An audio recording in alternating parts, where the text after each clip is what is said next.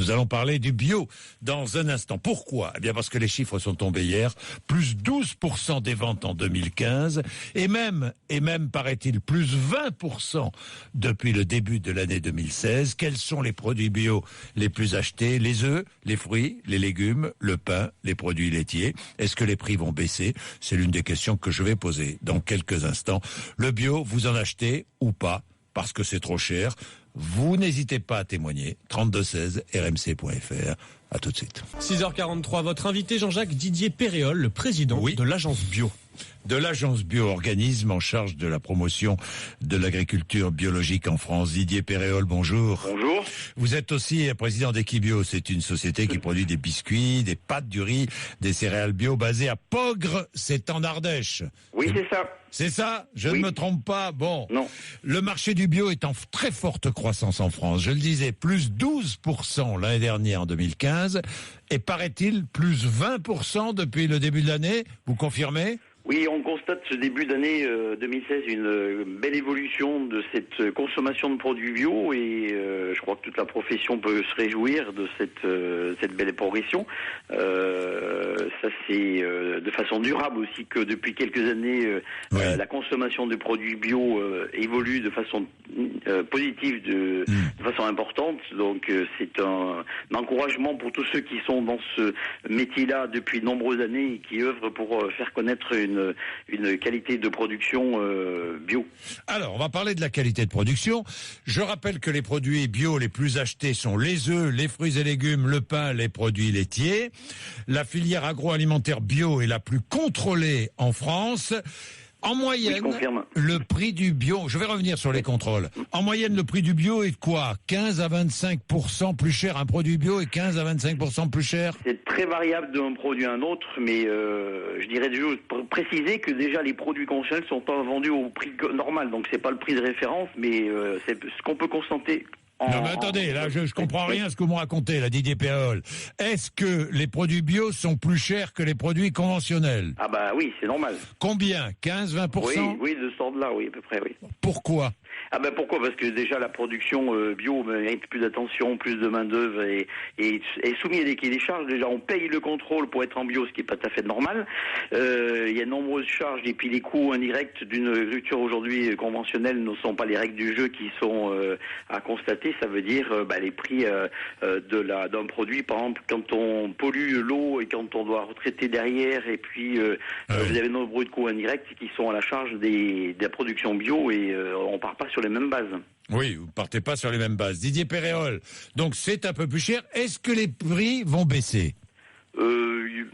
C'est possible sur certains produits parce que vous savez que la production agricole est soumise à des aléas climatiques et puis y avoir des variantes sur des récoltes et des évolutions, ça on peut pas le savoir à l'avance, mais globalement il n'y a pas de raison que les produits baissent. Il faudrait plutôt que les produits des prix conventionnels soient payés à la réalité de ce qu'ils sont et aujourd'hui c'est ce qu'on constate qu'on est dans une crise agricole majeure.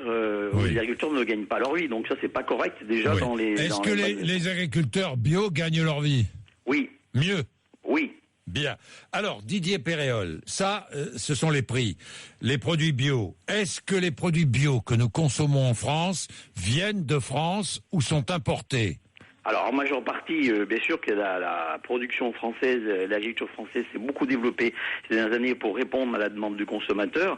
Après, que ce soit des bananes, des oranges, du cacao, du thé, du café, du sucre et d'autres produits exotiques, on va dire, qui ne sont pas produits sur notre territoire, sont importés. Mais la majeure partie de la production agricole bio qui est consommée aujourd'hui et qu'on trouve dans nos rayons est produite en France. De plus en plus ? De plus en plus, oui. De plus en plus, ça c'est intéressant. C'est intéressant. Parce que de plus en plus d'agriculteurs se convertissent à la production bio. Tout à fait. C'est ce qu'on constate à l'agence bio, parce que donc on est la promotion, mais également l'établissement de notification, c'est-à-dire que soit l'opérateur, agriculteur ou transformateur ou distributeur qui veut afficher bien sûr des produits bio dans ses rayons, doit se notifier à l'agence bio. Et on fait un constat depuis quelques années déjà qu'il y a, et notamment 2015 et ce début 2016, il y a de nouvelles emballements de notification, d'engagement de la part des agriculteurs vers la conversion vers des produits, la production bio.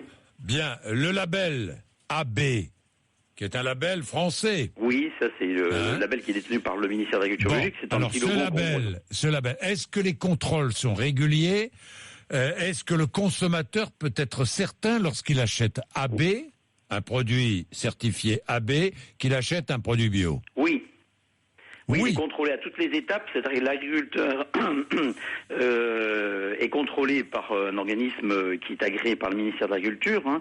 Notamment, il y a une société qui est très connue parce qu'elle est engagée historiquement qui s'appelle EcoCert, mais vous avez différents organismes de contrôle et certification à la production, à la transformation et pour ceux qui opèrent en distribution, qui le mettent à leur marque, sont contrôlés toutes les années. Et ce qui montre bien que cette filière, à toutes les étapes, à la fois de la production, de la transformation, est largement contrôlée. Et ça, c'est bien sûr, de façon rassurée. Mais encore une fois, je dis aussi, c'est à la charge des opérateurs, l'agriculteur ou le transformateur qui paye pour être contrôlé. Vous militez auprès des pouvoirs publics pour supprimer la TVA sur les produits bio. Pourquoi ?